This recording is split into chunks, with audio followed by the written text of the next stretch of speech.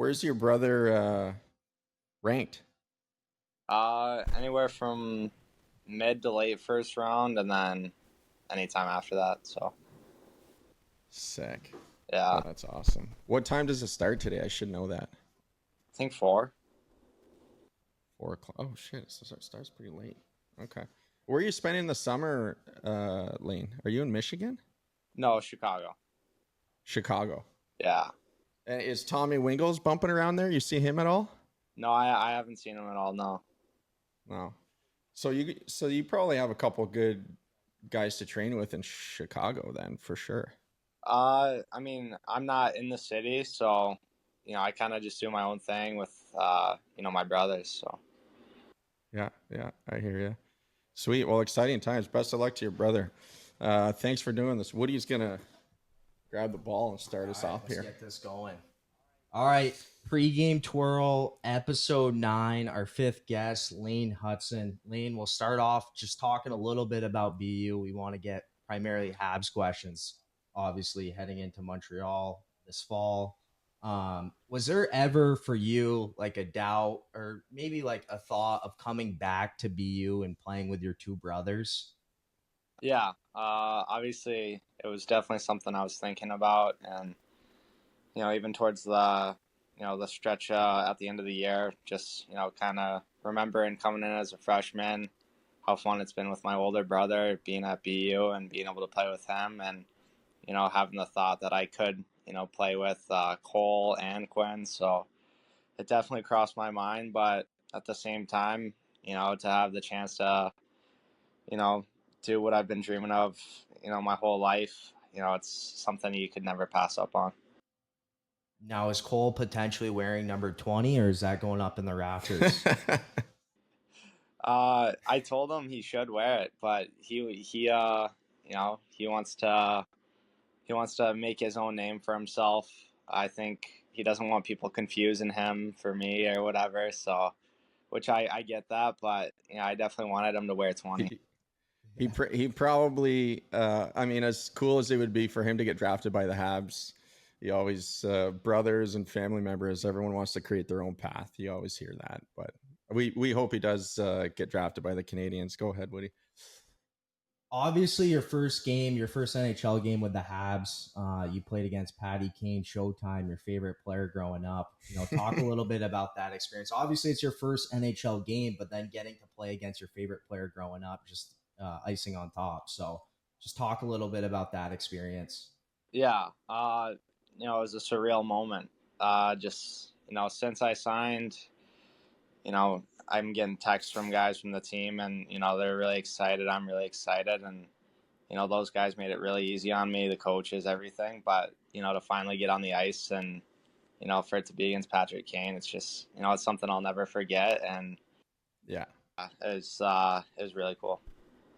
and you get I'm just thinking back to my first NHL game. I didn't really have anyone on the team to come up and that had the same path as me per se, and it just happened so fast. I got there, threw some money on the board, put my skates on, and played the game. And then I'm looking at the roster, and you got a guy like Cole Caulfield who went through the national program and 2 years of college, signed, came in, big expectations in Montreal. How nice was it to have a guy like that come up to you before your first game and be like, "Hey man, congrats! Like, I'm here with you." Yeah, it was awesome. Him and Suzuki were some of the first guys that texted me, and know that we're excited. It was really cool, and just his path was pretty special. Obviously, they went on that playoff run too, which was really cool, and somewhere we want to get back to, which I think we can. And just having him there, his energy is awesome. He's a guy, and I look forward to hopefully continuing to play with him. Yeah, and it just goes by so damn fast, and you pinch yourself when you're out there, obviously against your former or the guy that you looked up to your whole life. Go ahead, Woody. Yeah, talk a little bit about like your welcome to the Habs moment. I mean, for us, like I live about a 9 iron away from the Bell Center. I've been going there my whole life, and for me, it's like I haven't seen, as far as like an individual player touching the puck. Like, I haven't seen the place. I was at the last game of the year, your first game at the Bell Center, and I haven't seen it that loud since PK Subban springing out of the box game 3 against Boston, going in on that breakaway. So like, it was electric to be a part of. So just kind of talk about your first experience at the Bell Center and with all the Canadian fans. Yeah, obviously, just walking into the building. I mean, it's a really historic thing, super special place, but you don't really know it until you're in there, and then until you're getting dressed in that locker room with some really great players, great coaches, and the history that's obviously with the logo that you're wearing. So for me, it was really special. And then obviously getting on the ice and hearing the fans, it was it's game 82. It's not we were out of the playoffs. We it's really special, the support we get from the fans. At least you don't have to carry your bag after the games now too, but I thought for that shootout you were gonna do that World Championship move you did, where you threw in about 6 jab steps, hands were going a little back in. I was hoping that. Were you thinking about doing that move? The day before you did something in practice. I'm a Habs ultimate fan, so I see everything. You did that move where you went 5-hole and the breakaway, and everyone was going nuts. So what were you thinking on that shootout move? Yeah, it's pretty funny because I've probably seen every Patrick Kane shootout goal ever. All my BU teammates were there, and they were like, "Man, what was that?" I was like, "Well, Kaner's on the bench, so I was trying to impress him a little bit. Show him I can do what he does." But obviously, there's only one Kane, and it was pretty cool that right after I missed, he went in and won the game for them. But Woody mentions the World Championships. You kind of, I want to ask you about the confidence level going into your first training camp, because you get a chance to play in the World Championships 2 years ago. Kind of your first taste of, aside from probably summer training or the BioSteel camp, of actually being in a competitive game with NHL players. And then you come in, you have 2 great games in Montreal at the end of the season. Where's the confidence at right now for you headed into a full summer of training, going into your first training camp? Yeah, it's just pretty even keel. I don't want to be overconfident, but I definitely know what I can do, and I just want to help the team any way I can, and show them that I can help the team, and I really want to be a part of it. But obviously it's a lot of hard work, and it's a job, and everyone wants the job. So there's a lot of competition. Absolutely. They'll bring out the best in you. Yeah, and then speaking of a lot of competition, obviously for you, your first 2 games you played with veteran defenseman David Savard, Stanley Cup winner. Looked like a great fit, but just like kind of talk about that experience. He's kind of letting you do whatever the fuck you want on that blue line. And that's what we want out of you, Huddy.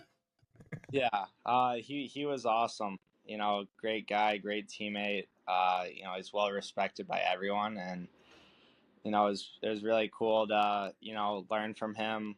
Come back to the bench, and it was almost every shift we were talking. So it was really nice, and yeah, he definitely made it really easy on me, and he just told me to go out and play. So yeah, it was really good. You're gonna get, like, the first year or two, you're gonna have guys in your team that that care about you so much and want you to do well, and almost act like coaches sometimes, just helping you out with things after practice. But I do need to ask you about having Martin St. Louis. I know it's a small sample size that you were in the locker room, and you've had some great coaches at BU. But how great of a leader is he, and how cool is it going to be being able to potentially play a full season with him next year? Yeah, I mean, it's just the way he works, his details, everything. Yeah. Gets everyone pulling the rope in the same direction. It's he's a classy coach, and he just loves it, doesn't he? Yeah, he loves it. It's awesome. Yeah. Just really fun to be around, and yeah, he made it really easy on me. But I mean, you see what he's done to some of the guys on the team and how he's transformed them and Yeah. really made them feel valuable and put them in spots to show their strengths. It's really cool and it's I'm excited to continue to work with him. Well, we just had Kent on. He was a fun interview, relaxed interview, just easy to have on just because he represented me for almost 20 years as an agent. But and we spitball a little bit about Matheson just coming in and being just second half of his career and coming in and being dominant the last year or two has been impressive. And that's literally what he said. Like, Marty's letting him be the player that he wants to be, so it's going to be, we're excited to watch you play, Lane. Yeah, like Torrey talked about, I mean, just kind of like talk a little bit about this decor. Obviously, you got Matheson, who finished top 10 in points this year, and like the guys ahead of him were all on playoff teams, and they're running top power play units. And then like you got Gooley, who's young, Reinbacker, who's young, yourself's young, like a lot of young pieces mixed around, like a Matheson and Savard, who are veteran pieces. So just like talk about how excited you are to join that core, which is going to be a really important piece of the puzzle to make the next step in making the playoffs. Yeah. Everyone can talk about how great of players they are, but they're really great guys too. All those guys have been great to me, but just being able to be a part of it and pushing those guys, them pushing me, it's going to be special, and it's it's going to help us down the line. When we're making playoff pushes, and we're really growing with each other because we got young guys, and then we got our two leaders, Matheson and Savard. So it's just really exciting times in Montreal, and I'm just so happy and fortunate that I'm a part of it now. You might it might be a good thing to start with Savvy and polish up on the French. How's the French? It's non-existent right now.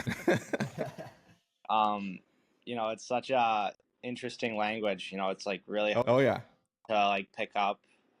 But it's nice that everyone who speaks French also knows English. So right. It kind of makes me feel like I should maybe try to learn a bit, which I'm working on it, but it's not going to be too easy. No, it's tricky, but it's all fun stuff. You want me to put you on the spot and ask you how many points you're going to have next year? 60, Huddy. Let's go. However many I need to get, or however little I need to get. It's just, it's whatever it takes to win at that level, and just excited to be a part of it. And I mean, it'd be nice to get a couple of points for sure. Oh yeah. Obviously, now that we're talking about production, a big thing with you, and it led to you in the draft, and hopefully they learned from this with your brother going into today. You should have been a first rounder, and you proved that with college, with your production. As far as your 2 years at BU, you out production wise, you did better than Cale McCarr, Quinn Hughes, who just won Norris last night, Charlie McAvoy. The list goes on, and that continued where it's like, they're like, is he going to do it at an NHL level? And for me, like, I've seen you play live, Huddy, I don't think anyone has touched you when they come press you on that blue line. And it was the same story in the NHL. So obviously really appreciate you coming on this podcast. And I know like today's a really special day for you and your family, and I know you went through it. So really appreciate you coming on. Go Habs, go, and best of luck to your brother, Cole. Good luck. Thanks. Yeah, thanks for having me, guys.